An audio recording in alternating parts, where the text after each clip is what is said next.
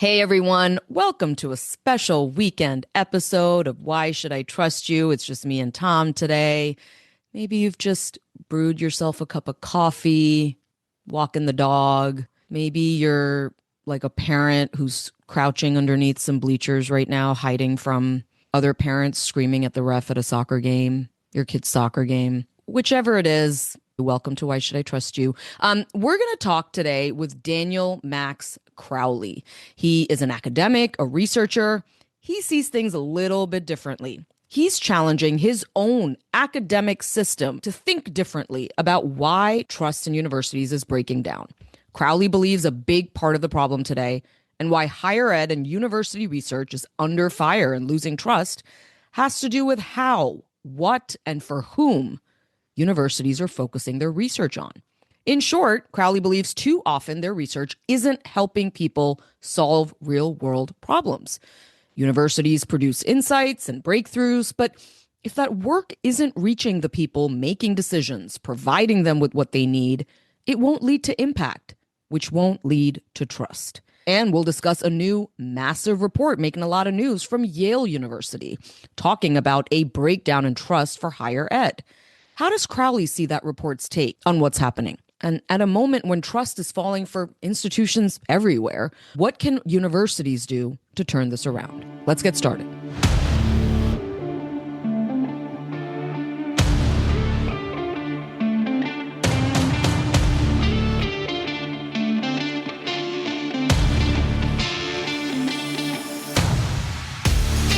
Hey, happy weekend, everyone. I'm Brenda Adhikari. I am joined by Tom Johnson, and Mark and Maggie will be back on our next one. Hi, Tom. Hey, it's good to see you. Super interesting topic today.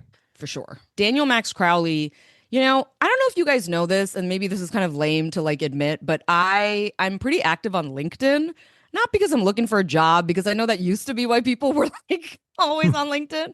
But LinkedIn has become kind of an interesting space for dialogue and discussion amongst sort of, professional people in public health, and a lot of Maha supporters are on LinkedIn as well. And I just find it a pretty good space to just learn and about what people are talking about. And Daniel Max Crowley is also on LinkedIn, and he posts stuff, and I'm always like, who is this guy? He's always posting stuff that I'm like, I hit and he's just saying things that really resonate with me. So that's I reached out to him and I was like, Tom, we got to talk to this guy. Yeah, and he's posts weird diagrams and flowcharts. I know. He draws shit. I know. So cool. Crazy. Yep. So we, of course, have dug into the team at HHS and this administration's attempt to turn the massive battleship of scientific research at universities into new directions, right? It's led to change. It's led to a lot of pain. It's led to a lot of cuts and funding freezes. We've talked about all that. And when we're not taping the show, we sometimes drift and talk about the breakdown of trust in other institutions. Yep. And one of those is higher ed. You have two daughters in college. You think about this a lot. I will maybe one day have kids who go to college. It's all around us. Yeah. I mean, Americans are, sort of questioning, what is this worth it? And sort of what role do we want universities, colleges to be playing in our society? So there's a lot going on there. And there's a lot of similarities to our lane of public health and medicine and science, and the breakdown of trust in that. Right. And, that's why we wanted to invite Daniel Max Crowley onto the show. He goes by Max, right, Tom? So That's right. Why don't you tell us, he's going to be joining us in a minute, but Tom, tell us a little bit about him. Yeah. So Max Crowley is an endowed chair, and he's the director of the Edna Bennett Pierce Prevention Research Center at Penn State. There'll be a quiz at the end. If you can get that right, you get extra credit. Yeah. He also leads something called the Evidence to Impact Collaborative, and he co-founded the Research to Policy Collaboration. What does all that mean? In short, he studies how to turn academic research into real-world policy and practice. How do you do that? How do you set up systems that are sustainable, that get the research from the ivory tower to the people that make decisions, to inform those decisions, to actually have impact? So Crowley's critique of the business as usual system is that universities have not always succeeded, maybe even failed, to make themselves relevant to the world outside their walls, or I guess their ivory towers, And it's not because they're not doing incredible research. They're doing incredible research all over the place, producing all sorts of insights and knowledge. But then there's a kind of a slip. There's a breakdown between how you translate that into policy. And he really wants to focus on that journey of research from the aha to, okay, we can do something with this. We can change people's lives with this. He writes that too often good science sits on shelves. And again, his research is all about that kind of quote unquote infrastructure. And, we've talked about it. Trust in higher ed, just like our institutions that we focus on, is falling. I think we can almost even say collapsing. A whole lot of Americans are not seeing all this incredible knowledge and the breakthrough in their lives. Of course, there's a whole host of other reasons that have to do with the expense of college and the mission of college and free speech on college campuses and admissions and all those other issues.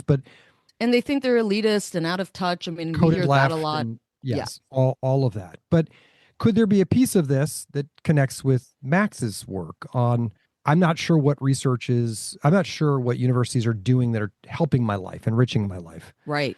So there's some polling. When it comes to its role in advancing research and driving innovation, higher ed still earns relatively strong marks.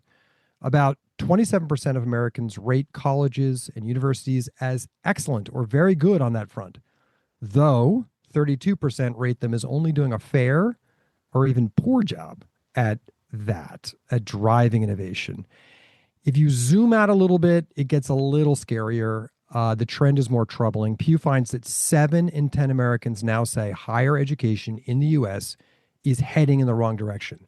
That is up from 56% in 2020, so just a few years ago. Yeah. And while there's like broad agreement among Americans that we want America to be the global leader in science, there's now a divide in how we get there. Pew found that more than half of Republicans say that the private sector, not the universities, would drive scientific progress even without government investment. So Crowley says his research has led him to believe that these systems were not built to make their research and knowledge useful to decision makers, and therefore it just isn't as impactful on our lives as it could be. Man, I am really excited to get into this conversation. So coming up next, we'll be joined by Daniel Max Crowley.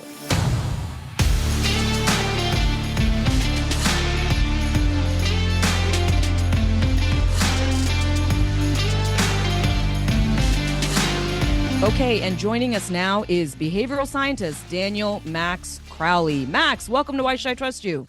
Thanks for having me. Really excited to be here. So, as I had mentioned up top to Tom, I follow you on LinkedIn. Don't be scared. But you posted something recently, and I think it kind of teased this conversation up nicely. You said, quote, "Universities are under growing pressure to show impact. Most are solving the wrong problem. They think it's communication. It's not." Tell us what you meant by that. Well, I think that especially over the last year or two, universities have kind of realized that they're not doing a good job of demonstrating and having the impact that they want to have. That's part of their fundamental missions. And this is across the whole higher education sector. That, the real value proposition of higher education as a societal institution is being questioned. And there's some good reasons for it to be questioned. The knee-jerk reaction in the sector, of course, has been, well, this is a comms failure, right? We're not communicating enough, because that's also the easiest lever to pull, right, in what feels very much for a lot of folks in higher education like a crisis. So when I say like solving the wrong problem, right, the knee jerk is, well, let's get better comms. Let's sort of, this is a PR issue. But the reality is that it's not a PR issue. I mean, sure, it's always better when you have better communications about what you're doing. But what has always made higher education such a special institution in society is that so many people touch it, and it's had at times, this really clear value. It improves people's lives. People go and they get their degree from there, and they have this lifelong love of their alma mater. People go to university teaching hospitals and get cutting edge sort of treatments and that save their lives or save their family members' lives, or or even farmers go and learn new agricultural practices that save their crops, right? These are the type of stories that since the inception of particularly U.S. higher ed have really been part of families and been part of the conversation, and we've lost some of that touch. Max, it's interesting. I also hear this a lot that like there's a lot of focus right now on storytelling, on improving the ability of experts and scientists to tell stories, to really relate to communities. And so I'm so struck by what you're saying. If it's not a comms problem, if this isn't a PR problem or that scientists need to become better storytellers, what is the problem that is preventing that research from making the impact? It's a great question. So, we've been studying this question for a while beyond sort of the recent conversations.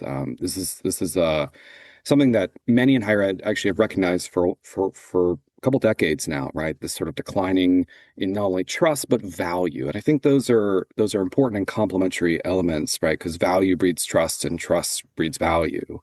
Um, but more simply, like what we're lacking is the actual infrastructure in most higher education spaces to get the science out to those it would benefit, right? Out to the decision makers in particular, right? And that could be policymakers in Washington, that could be local school boards, that could be farm bureaus, that could be child welfare agencies, right? If we can't get the science into those who can use it and use it to help people, then the question is, why are we doing it?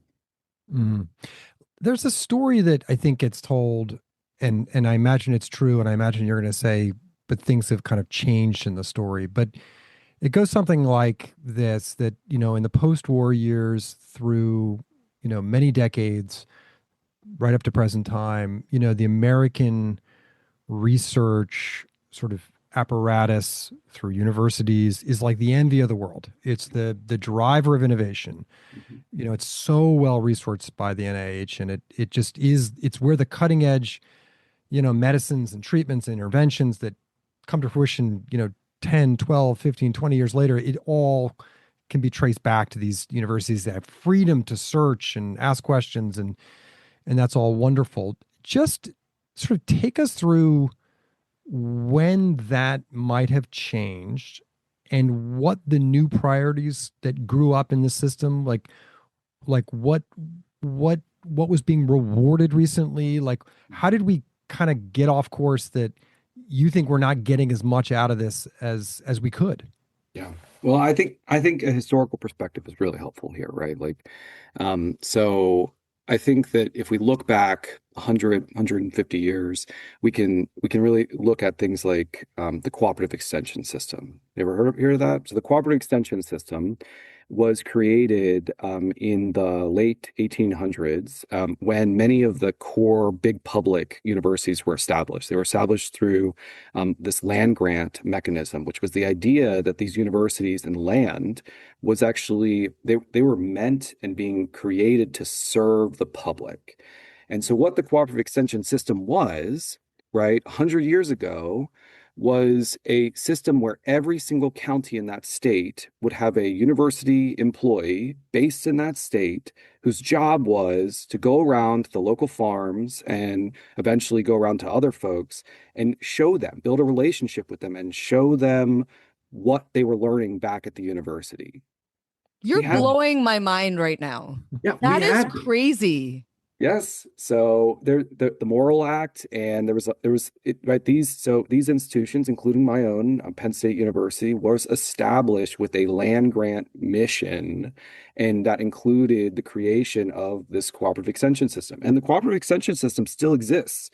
It still exists, and there are still in most states these amazing cooperative extension agents who are based in a local county. The issue is that we never grew it, right? It's still focused on a pretty narrow areas, right? A lot of agricultural work, and we haven't resourced it, as you might imagine, for growth, right? We're still resourcing it, and a lot of it looks like it looked, 50, 60, 70 years ago in some cases. And sadly, some states have even sort of started to dismantle them because we got the internet and we got all these things. So it's like, well, why do we need it? And Tom, I think that gets to your fundamental question of what happened, right? And that's that science actually flows best through people, through relationships, through trust. And when we stop having people be the communicators with each other and we start having just screens be the communicator, it's just more information, just more kind of stuff in the churn, especially these days. And so the reality is that we've had solutions to these type of things and we've just not made that investment, right? Because the reality is like a lot of institutions turn their attention to other forms of translation, right? And it became just easier and more cost effective to stand up a website than it was to actually talk to people. And I think that's at the fundamental heart of both the larger declining trust in higher education and the more specific why we lack the infrastructure to actually get science out into the world is we stopped investing in the people to talk to people outside of higher ed about what we were doing and why it was important and why it would be helpful, and also to listen to what their actual needs were. And that's one of the key elements of the cooperative extension system, is that it was bidirectional. It wasn't, oh, we're going to take new growth, process for your fields out to the field. It was, hey, what are you dealing with? Oh, there's a huge boll weevil outbreak. I know that's crazy, but this is like one of the classic examples. Boll weevil outbreak that's destroying crops all throughout the Southeast. It was cooperative extension and the universities connected to it that saved those crops and saved those farms, right? Because they were listing and they were on the ground. And because we've stopped creating the infrastructure and the incentive structure for people to go out and listen at scale. And I want to be clear, there are definitely folks, right, within universities that do this work and are amazing, but they don't have the resources they need. They don't have the people they need, not for when the population has doubled and the complexity of modern society has made it so like the trust of just people coming into your community and talking to you, you need people based in that community, right? So Tom, I think that's part of it. It's not the whole Yeah, thing. no, I get it. I mean, actually, you've connected dots. I've always heard Cornell University was like a land grant institution and had this cooperative extension role, and I don't think I ever really fully understood that. But you write, and it just speaks to kind of where we are now as versus where we were. But you write, I find universities talk a lot about impact of their research, but most institutions have limited internal visibility into whether their science is shaping policy decisions in the real world. So they're doing stuff, they're researching stuff, they're publishing stuff, and they don't really even know if it's impacting anything or being picked up by and incorporated into a new policy or a change, right? It's just we're just pumping it out and putting it out there and sort of expecting it to kind of land down on the ground and be picked up by somebody and someone will run with it. Is that sort of Sadly, yes. I mean, and I think this speaks to the other side of it. And, I've definitely got some colleagues that won't love me necessarily going out there and talking about this, but I think the public really already knows, which is that's a symptom of our own arrogance, right? Our own unwillingness to do the hard work, right, of communicating, talking to folks, and believing that the science and the scientific process stops at the publication, right? And our systems within the incentive structures within most universities are publish or perish, right? Get those papers out there or you don't have a job. So it's not the individual scientists, right? Again, it's the infrastructure and systems in which science is happening. But that comes from this sort of arrogance that if we just do good science, it's going to get used. And that's ridiculous, right? Because the reality is there's so much science out there and there's so much good science that, but papers and that peer-reviewed journals, which are essential, we must have peer review, right? That's how we affirm, that things are real. But they're not looking for usually the translational potential. They're looking for, did you do the science right? Or your statistics right? Did you make sure, catching that, no one's gaming the system or, grad students making a big mistake on something. That's what peer review is for, right? The process then of translating it out is really at the heart of it. And there's no incentive structure really for that. I mean, some universities are starting to, really celebrate when people, commercialize the things that they create. Sometimes, when there's like a clear, direct line to like a new policy that's saving lives and that came from something else, new technology. Sure, like, yes, we like to tell the stories, but we don't systematically capture that because it's hard, right? Because again, that would require an infrastructure where you have people who are paid, their paid jobs, right, at scale is to be on the front lines of translating that work. And we have pockets of that, right? The sort of vestiges of the cooperative extension system, tech transfer offices that might have, half a dozen people to serve, thousands of scientists, right? Those type of things like are certainly the seed of it, but they're not operating at the scale that they could systematically give our higher ed leaders the insight to be able to say, oh no, this is actually the currency of the realm, the currency of the university is impact. Max, I want to now get into the nitty gritty of how you think it could work. One of the things you also said on LinkedIn was most universities think policy impact happens only in the capital. They're looking in the wrong place. And then you go on to say places like school districts, county health systems, local coalitions. That's where everyday decisions get made. So, and then you talk about all this testing and research you've done over the years.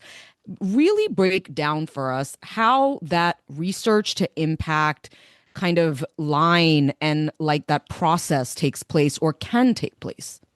Yeah, definitely. So there's definitely many paths to impact, right? And impact means different things to different people. And I think tying that back to the larger trust conversation, um, we in higher ed have to be careful and thoughtful to not assume that the thing we think is impactful is actually what the public needs or actually what a policymaker, needs to be able to do their job or serve their constituencies. So I think that's an important first step. So we've already touched on it though, which is relationships, the process of building systematically the relationships between the scientists and those who are in positions where they can use that science to solve a problem.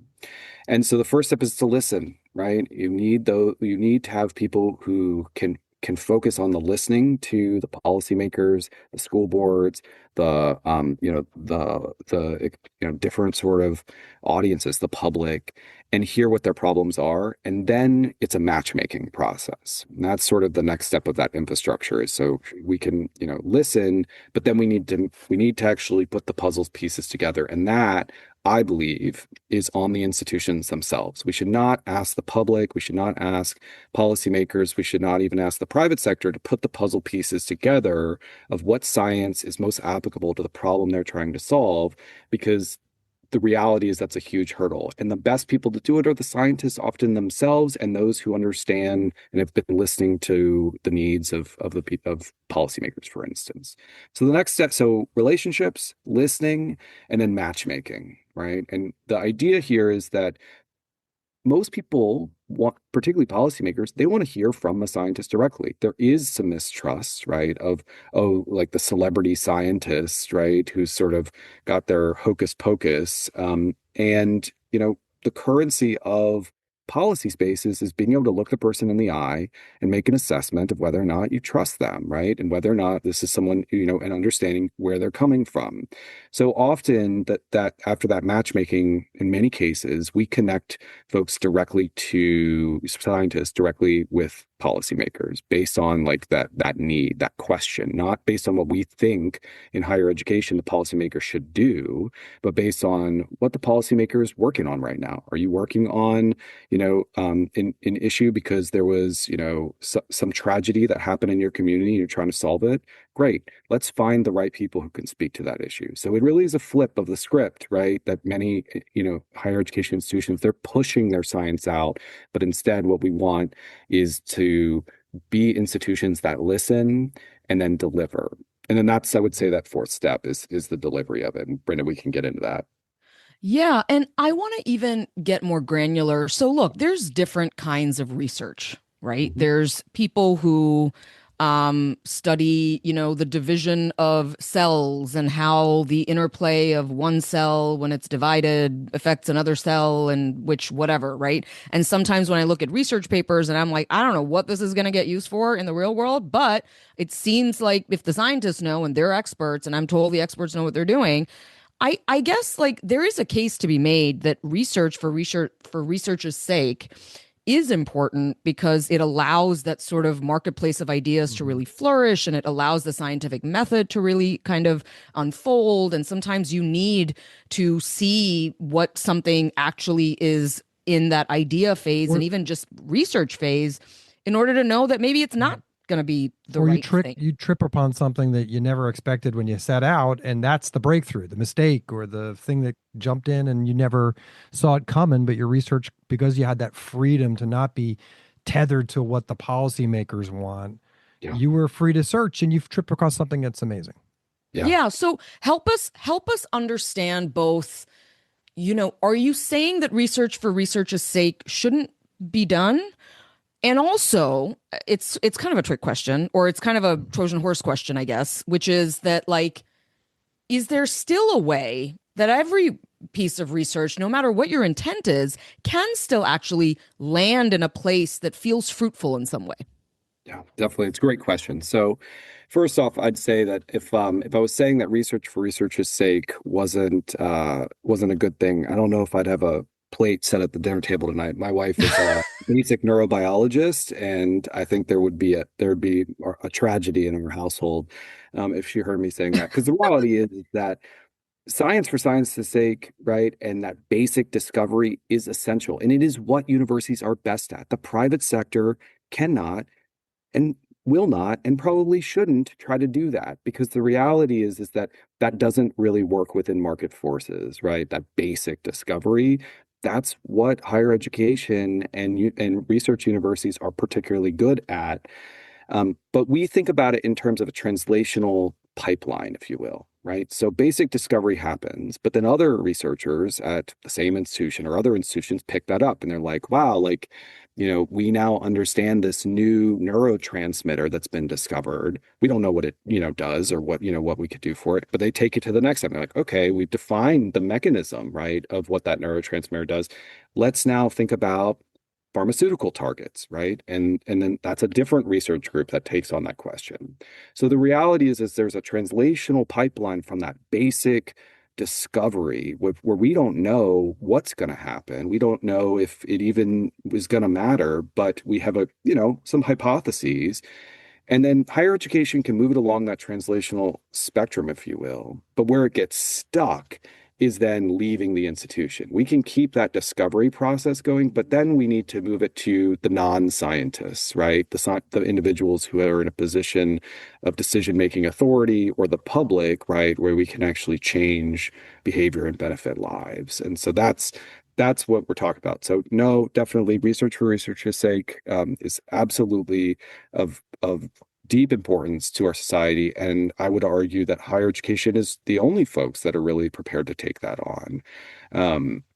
But Brenda, I mean, I think getting into your question around, again, that infrastructure, that jump, right? It's what I was describing before in terms of building relationships, listening, matchmaking, and then ultimately the translation, right? So to what the actual problem is that the decision maker, that the policymaker, right, is trying to solve.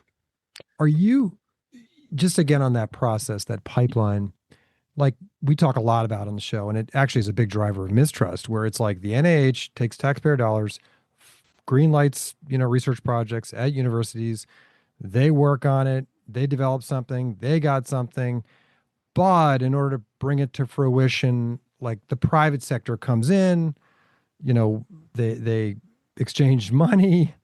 The private sector, the private company gets the intelligence of this discovery, and then brings it that last step to market. Mm-hmm. It sounds like there's some of that in what you're talking about, this process of how we surface up things that are going to change people's lives. But are you really talking about getting it to policymakers, getting it to Washington, getting it to state leadership, informing better decisions about is it that route that you're talking about? Yeah.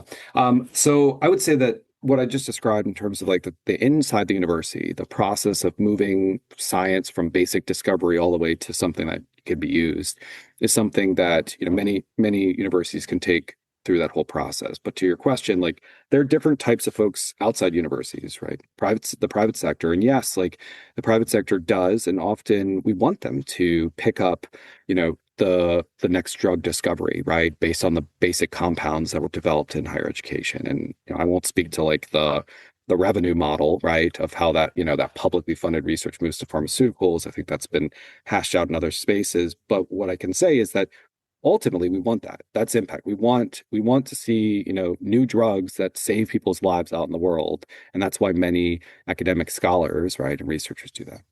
You were asking about other pathways, which there's many, and there's direct to public, right? There are discoveries that are made within universities all the time that we can actually bring out to the public, and that would include, for instance, like farm practices, like we had talked about before. But yes, one of the areas that we focused a lot on is policymakers, because policymakers hold a special place, right, in that they both have this really unprecedented power, right, in that they can make decisions that affect entire states, the entire country, or an entire school district, right? But they're also not generally, they don't have the technical infrastructure behind them, like, for instance, a private R&D, company has. And which means that there needs to be that more intimate, that more relational back and forth, right? Versus, a large pharmaceutical company, they can pick up a paper sometimes and they can take, a drug to market from that. A policymaker, that's not how that works, right? It's based on trust, and it's based on often really understanding what can be a very technically complex, idea or solution or something like that, and needs to be translated. And so we have done a fair amount of that. Brenda, you mentioned earlier, kind of we've engaged in it sort of experimentally, and you introduced me as a behavioral scientist at the beginning, because that is what I am. Is ultimately I'm a student and a scholar of human behavior and human behavior change.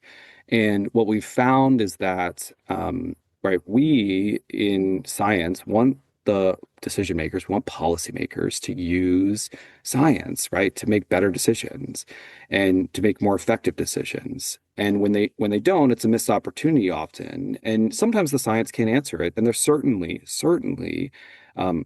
decisions that government has to make, policymakers have to make, that are based on values and moral judgments and the needs of their constituents that, science can't speak to necessarily, but science can speak to technical solutions for how to achieve those goals. And that's, I think, at the heart of it. So what we've done has been treat the behavior of using science as a behavior, and as a behavior that lends itself to change. And we've done that by testing different elements of the infrastructure we were talking about and I was describing earlier. So, briefly, I can share a little bit of it, but we created a behavioral intervention, but the intervention was building university infrastructure to engage with policymakers and facilitate this process. We'd been testing it, piloting it with members of Congress a while back. And so we've been working and supporting their offices by having this sort of infrastructure, and thus the connections and relationships with researchers. And we were approached by, we were giving a briefing. We were asked by a Republican and Democrat in Congress. They were like, "We love what you're doing with our office. We want to share it with our peers, other offices." They asked us to do a congressional briefing. We talked about the model we had created, and a philanthropy, the William T. Grant Foundation, actually approached us and said, "Hey, like, this is cool. We are really interested in this sort of idea of how we support the use of research in society," right? And it actually comes back to this trust sort of this conversation we're having. And they said, "Well, how could we help?" And being a behavioral interventionist, I said, "Well, we'd like to run an experiment. We'd like to know if this is actually, changing the behavior we think it is." And that's what we did. And so we were supported to do an experiment where we randomized 96 members of the U.S. Congress. And we provided the support of this model to half of them. And this model was I co-developed with my amazing colleague, Taylor Scott.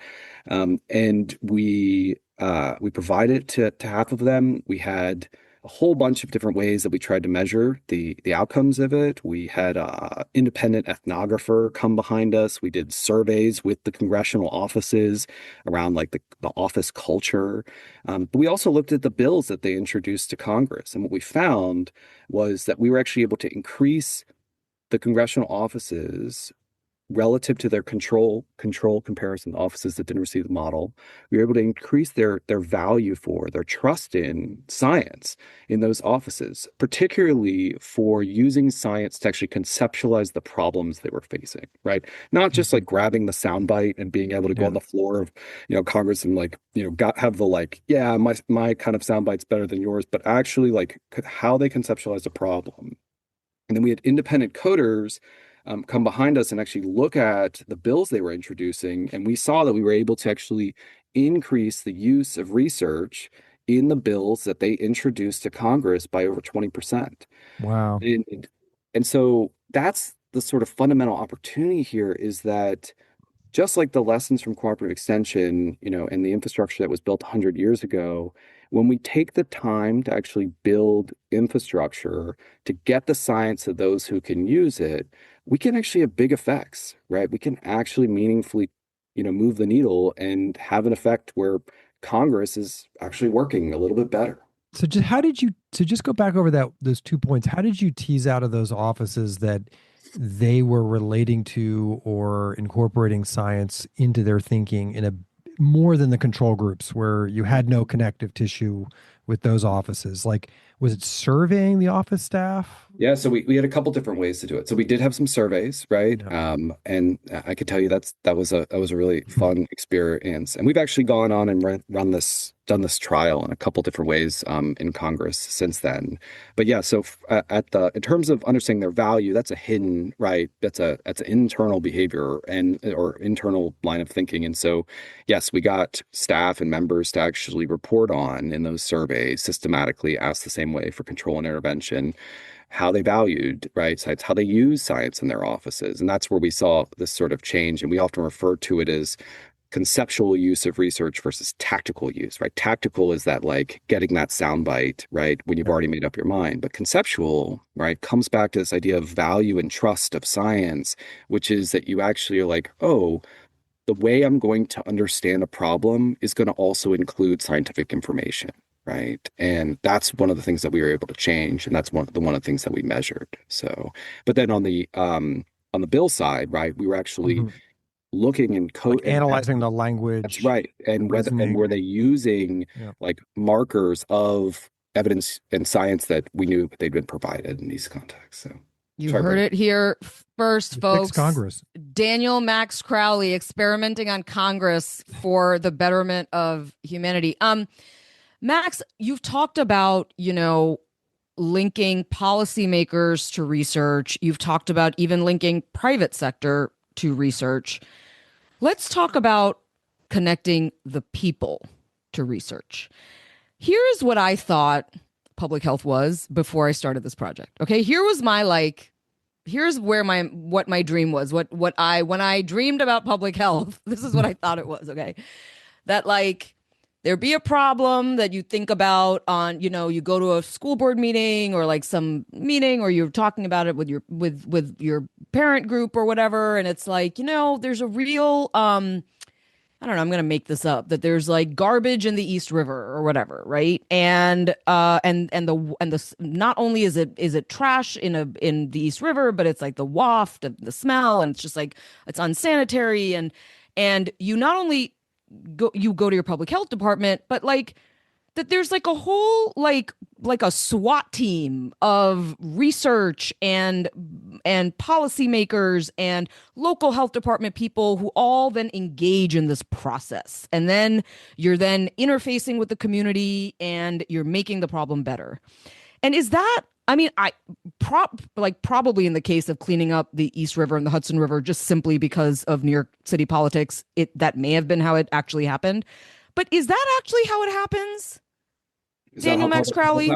Yeah, that's a good but a hard question. And what I can say is that sometimes it happens like that. Sometimes public health happens with, lots of smart people in the room, lots of people with different perspectives, good community engagement, good listening. Sometimes it happens that way, but sometimes it doesn't. Sometimes it's a couple people, right? Sometimes it's a small rural community who has maybe one public health official and is reaching out to the state or reaching out to the feds to try to get help on maybe an emergency.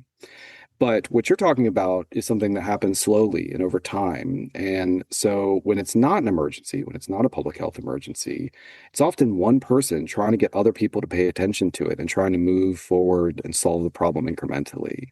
And I think that's a really important thing to remember is that um, people are busy and there's lots of competing priorities. And when it comes to government, right, their focus is generally is reactive, right? Especially in modern society. There's so many things and so many people saying, hey, pay attention to this, pay attention to this, that when you have slow moving public health problems or chronic public health problems, that's how we've gotten to where we are, is that there's not enough advocates. There's not enough people saying, hey, pay attention to this thing. So yes, like there's that, the sort of public health by coalition that happens, but the famous sort of beginnings of public health and John Snow and the Broad Street, pump handle was one guy who was walking around London figuring out where people were sick and then realized based on his hand-drawn map that the pump handle, the pump was actually putting out water that was contaminated. And he took the pump handle off the pump and the public's health got better. Right. And so public health is often a lonely crusade for many people. And that's where this idea of building infrastructure and connective tissue, right, becomes so important, is the more that we can be connected and the more that we can work together from a coalition standpoint, the more that we can get done. All right. So I want to get into the reaction that you get. So you're running around, you're saying, I'm Daniel Max Crowley. I go by Max, and I've got a whole different idea, academics, as to how we should be putting our research out there and getting to policymakers. And yeah, it involves like more resources and more money and more outreach and kind of a new way of doing things. And they're like, have you read the headlines? Like, my study got cut. I'm rewriting my grant the last minute to change things. Like, we're taking a huge hit right now. And you're like, well, actually, the policymakers that are sort of going along with this huge hit that you're getting, this is all part of what I'm trying to fix by saying we need to invest more money and do more outreach. Like, what kind of reaction do you get? Yeah. Well, I'm fortunately not a lone individual running around doing this by myself. There are people, right, who are focused on this, and I think it's growing every day. And I think you're right that at first glance, folks are like being reactive, right? Higher education is trying to communicate and public relations our way out of what some people still feel like is maybe just a blip, but I think most are coming around to understand this is a trajectory that we want to change in terms of public trust, public value, right? For higher education, for science. And I think that once you start to understand that that we need a more than just communication, the question is what do we do? And policymakers are, right, as you said, sort of the ones who are also going along with some of the cuts. But I will say that we when it comes to Congress, right, for instance, where the trial that I mentioned earlier was done, like Congress has been a long-time supporter, bipartisan support for NIH. Yeah. The most recent budget sort of movements continue to indicate, right, the importance and support from a bipartisan standpoint. And the public in general, right, does believe in the importance of science and government support of science. So like, yes, there's conversations around, should they be supporting private sector versus higher ed more? There's absolutely, and those are important debates to have, right? But that means that higher education needs to position itself to better serve and demonstrate to the public, yes, there are certain types of science that higher education should be running point on, right? So we get skepticism, but I will say that there are a number of university leaders who have really recognized that not only is this a time to think deeply about our position in society and how we have an impact on society and the infrastructure we need to build to have it, but are really taking steps to do so, right? They're not just talking about it. And I'm sure that you're aware that, academics, we can talk a lot about a problem and not act. But there are folks that are out there doing that work. And I can share a couple examples. But in particular, I think that looking towards the Association for Public and Land Grant Universities, right, those land grant universities where, that cooperative extension work has been part of the fabric of those institutions for a long time. They've been talking about this idea of public impact research and repositioning and recharacterizing, reframing the incentive structures within that public impact research frame.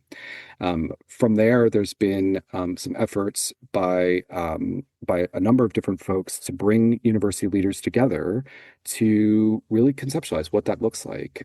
One in particular has been the Pew Charitable Trust. We've been partnering with them and launched a council of presidents, university presidents, and chancellors to conceptualize what the future, what the blueprint is for higher education to build this public impact research kind of mission and goal and an orientation, something that to do systematically, not at just one institution, but across the entire sector to address a lot of the problems that we've been facing. And so I think that that's a real beacon, maybe a kernel of hope, right? Is that the higher education leaders are not putting their heads in the sand on this. They're listening, right? And they are concerned, but they also know that the responsibility, the onus, a lot of it does sit on universities, and they don't want to be in this position.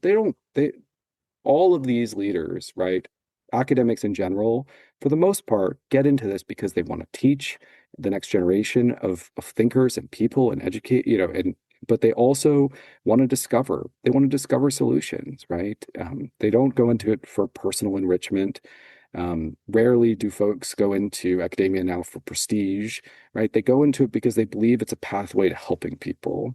And it's the infrastructure and the systems around them that are often the biggest barriers, not the motivation.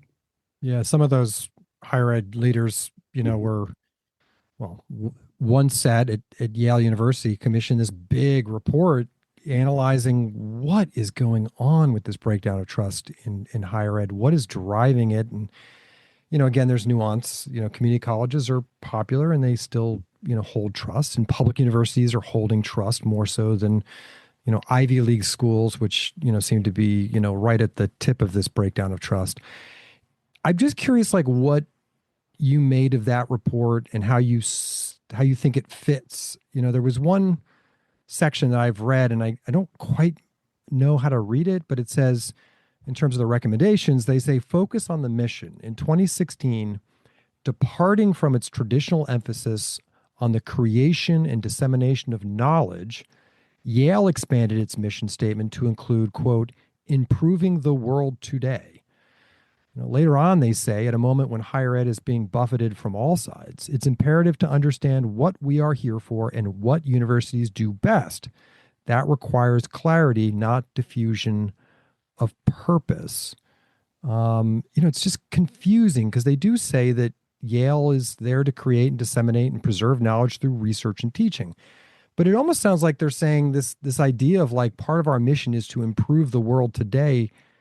That part isn't necessarily their job. I don't know. I'm just curious how you read this report, coming from your lens. Yeah, Tom, it's a really great question. And I think it speaks to higher education isn't a monolith, right? There are community colleges, there are publics, right? There are big publics, small liberal arts colleges. There are private universities, big and small. And then there's the sort of, Ivy, right? The Ivy League, universities. And each of those institutions was created for different purposes, right? Many of those institutions have, especially the private ones were created as, based on certain denominations of faith, right? And then they've grown from those missions. I think that this time period is only reaffirmed to particularly big publics, land grant universities, right? Their mission is to improve the world, right? I think that the Ivies in particular over the last year or so have really been hit. And my guess is that, and I can't speak to, what the report writers were specifically thinking about, but I've heard some of that rhetoric before from folks at those institutions. And I think that they've recognized that they've waded into the culture wars in ways that they maybe regret. And I think that's probably what they're speaking to more than this idea of that they don't actually want their work to have impact. Because I can tell you that their faculty definitely want their work to have impact. That's why they've worked so hard to gain access to those institutions, and is because they believe those are platforms for that type of impact. So I think that's maybe a reading between the lines there, is that you know, what we've seen is higher education and not just speak about the science and the impact the science can have, but wade into some of those more fundamental value-based culture war type questions and conversations, and done so in a way that again has brought sort of a bit of arrogance, if you will, right? And saying, well, we are experts, right? And thus this value you have is wrong. And I think that that's where academics often get themselves in trouble, is when they speak outside what is their actual expertise and also what the science can actually speak to.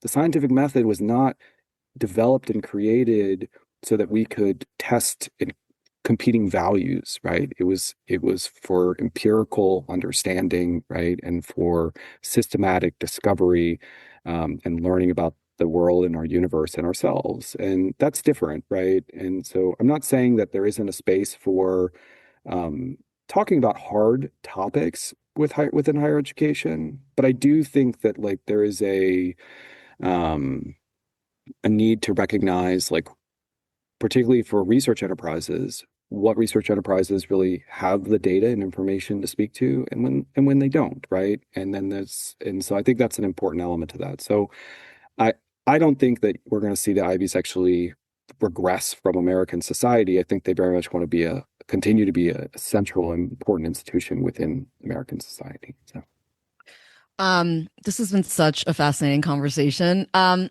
want to wrap on this thought that as we've been discussing the idea of impact, I think a lot about the sort of double standard we have for working Americans in this country when it comes to their jobs and what we expect from them. And, white collar Americans, academic Americans, in these sort of ideas sector. And I think about like if a plumber isn't able to fix the leaky faucet, they're probably not going to be able to be a plumber for long. Or if a pilot can't really land the plane well, or is they're not going to be able to pilot for long. Or if a firefighter can't put the fire out consistently, they're not going to succeed at being a firefighter. And while we've really kind of sat with the idea that it's important to have discoveries and research, I do wonder if we do go a little too easy on those of us in the ideas class to say, sitting with ideas is important, and publishing papers and publishing books, and whether you are able to get a keynote spot at a conference, that those are the metrics of success for our class. And what would it look like if the metrics could be shifted to things like building coalitions at the community level, working with communities on a project to improve drinking water, working with people in East Palestine to figure out whether or not the toxins in their blood sample could manifest 20 years down the line towards something. Like, Max, I just wonder, is that doable? Am I making sense? Is it time to sort of alter the infrastructure to make everybody into a working American that, I'm not talking about in like the Doge way of like, tell me the 5 things you did or else you're fucking out, like help me make sense of what I'm saying, Max. yeah, I think that there's a lot to what you're saying, and I think that there's a lot of opportunity. I think that we are better than ever, right? In some ways, we have the technology at least to actually trace what happens after the publication. Who uses it? Where do those ideas show up in, modern society? And I think that, it's not an A to B process, right? We have to be comfortable that there's going to be, these sort of science is going to be used in ways that we didn't even think about when the discovery was made. And that's okay, right? But I think that if we place a higher premium on capturing and encouraging and creating incentive structures around scientists understanding how their work is being used, and then also how that use circles back and informs what they're doing in the lab, then I think we would achieve a bit more of what you're describing. And I also think we do better science because of it, right? And so I think the most concrete thing that you can consider is, so like in government agencies, right? They write regulation, they write, reports sort of describing the state of a problem or, potential solutions. And they cite, right, often academic science, right? And that's a pretty good proxy for at least your ideas have made it into those spaces. And not every paper, most papers don't make it into those spaces, but when they do, we should recognize it. We should celebrate it. And then we should look closer at how it's being used, the quality of its use, right? How is it informing the discussion? And that's something we can do today, right? The technology exists to follow things through on that. And I honestly, increasingly place a lot more value on when my faculty have their science used by an agency than I do when their friend cited their paper, right, in the paper they wrote. And I think that's the mindset change that we have to move towards. And that's just one example. I think there's lots of other ways to do it. And I think what you were saying in particular about like when a university goes out and actually helps a community understand a problem and solve it, the people involved in that should be celebrated. Boy, mindset shift, I think, is such a great kind of theme here. And I really want to applaud you for, highlighting this work, for doing the work. It caught our attention. We want to, keep following your work. And quite honestly, it's really, Tom, it's not something we were really trying to do, but in some ways, I think we put ourselves to a similar standard on this show. We'd love to kind of like seek your counsel as we keep doing this work and maybe, tell you about some of the projects that we're learning about as we speak with all kinds of people on this show. So Daniel Max Crowley, behavioral scientist, evidence to impact collaborative, and just doing some really cool shit out there, man. Thank you for joining us on Why Should I Trust You? Thanks for having me. All right. Well, that was our special weekend episode of Why Should I Trust You? I'm Brenda Adhikari. He's Tom Johnson. Dr. Mark and Maggie will be back with us next week. A huge thank you. Send questions, comments to questions@whyshouldItrustyou.net. Have a beautiful rest of your day.